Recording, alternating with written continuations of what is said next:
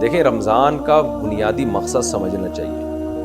قرآن مجید نے رمضان کا مقصد یہ بیان کیا ہے کہ تم پہ روزے فرض کیے گئے ہیں لعلکم تتقون، تاکہ تمہارے اندر تقوی پیدا ہو جائے۔ تقوی کا مطلب تم سے گناہ چھوٹ جائیں۔ السلام علیکم میرے بھائیوں، کیا حال چال ہے؟ امید کرتا ہوں سب خیریت سے ہوں گے۔ میرے بھائیوں، ہم سب کو پتہ ہونا چاہیے کہ اللہ پاک نے رمضان کے روزے ہم پر کیوں فرض کیے ہیں، ان کا مقصد کیا ہے۔ اس مقصد کو جاننے کے لیے اس بیان کو پورا دیکھیے گا، انشاءاللہ بہت فائدہ ہوگا۔ آئیے چلتے ہیں بیان کی طرف۔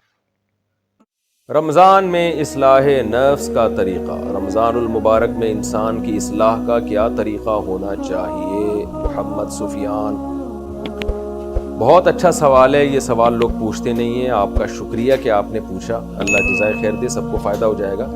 دیکھیں رمضان کا بنیادی مقصد سمجھنا چاہیے۔ قرآن مجید نے رمضان کا مقصد یہ بیان کیا ہے کہ تم پہ روزے فرض کیے گئے ہیں لعلکم تتقون، تاکہ تمہارے اندر تقوی پیدا ہو جائے۔ تقوی کا مطلب تم سے گناہ چھوٹ جائیں، یعنی کبیرہ گناہ۔ تو پہلے تو یہ نیت کریں کہ یہ رمضان کے ہم روزے رکھیں گے، تراویح پڑھیں گے تاکہ ہم سے گناہ چھوٹ جائیں۔ تو گناہوں کی لسٹ بنا لیں۔ کسی کو بد نظری کی عادت ہے، کسی کو انٹرنیٹ پر فحش فلمیں دیکھنے کی عادت ہے، کوئی اپنے والدین سے بدتمیزی کرتا ہے، کوئی بیوی کے حقوق ادا نہیں کر رہا، عورت شوہر سے بدتمیزی کر رہی ہے، کوئی اپنے اولاد کو ٹائم نہیں دے رہا، کسی نے وراثت تقسیم نہیں کی، اپنے نابالغ چھوٹے بہن بھائیوں کی وراثت پہ قبضہ کر کے بیٹھا ہوا ہے، کوئی سود کھا رہا ہے، کوئی حرام آمدن کر رہا ہے۔ تو جتنے گناہ ہیں، آپ کی داڑھی کاٹنا بھی کبیرہ گناہ ہے، کوئی نماز کا پابند نہیں ہے، تو یہ سارے، کوئی خدا نخواستہ زنا کرتا ہے، کوئی شراب پیتا ہے، سارے گناہوں کی لسٹ بنا لیں اور اللہ سے دعا مانگے ان لسٹ کو سامنے رکھ کر، اے اللہ اس رمضان میں مجھے ان گناہوں سے تو بچنے کی توفیق عطا فرما اور پکی توبہ کی توفیق عطا فرما۔ تو آہستہ آہستہ پھر اللہ سے مانگیں، پھر راتوں کو اٹھیں، روزے رکھیں، انشاءاللہ اللہ کی محبت کی چنگاری پیدا ہوگی اور آہستہ آہستہ یہ گناہ آپ کی زندگی سے ختم ہونا شروع ہو جائیں گے۔ یہ فائدہ ہوگا، اللہ کا وعدہ ہے، کیونکہ اللہ نے کہا ہے روزہ فرض اس لیے کیا ہے کہ تمہارے اندر تقویٰ پیدا ہو جائے۔ تو یہ کام کریں گے تو اصلاح انشاءاللہ ہو جائے گی، اور اگر پوری نہیں بھی ہوئی تو 50% ہو جائے گی، 50% اگلے رمضان میں ہو جائے گی۔ لیکن اگر نیت ہی نہیں ہے گناہ چھوڑنے کی تو بھائی پھر تو سینکڑوں رمضان آتے رہیں تو کیا فائدہ، گناہ نہیں چھوٹتے پھر اس سے۔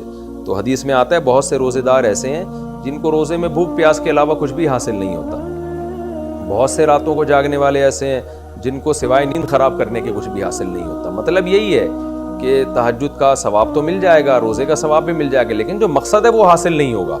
مقصد ہے گناہوں سے توبہ کرنا، اس لیے یہ کریں، گناہوں کو اپنی فہرست سے آہستہ آہستہ نکالنے کی کوشش کریں، اپنی زندگی کی فہرست سے۔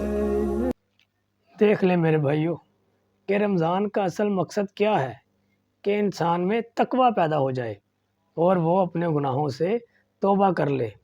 ہمیں چاہیے کہ ہم اپنی ایک لسٹ بنا لیں جو جو ہم میں گناہ ہے، پھر اس لسٹ کو سامنے رکھ کے اللہ سے مانگے تو اللہ اپنا کرم ضرور فرمائیں گے۔ جب ہم سوچیں گے نہیں تو پھر کیسے ہوگا؟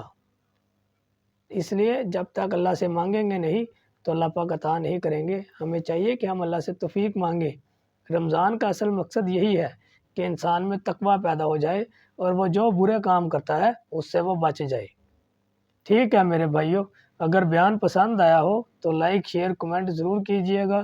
پھر ملیں گے کسی اور نئے بیان کے ساتھ، مجھے اجازت دیں، اللہ حافظ۔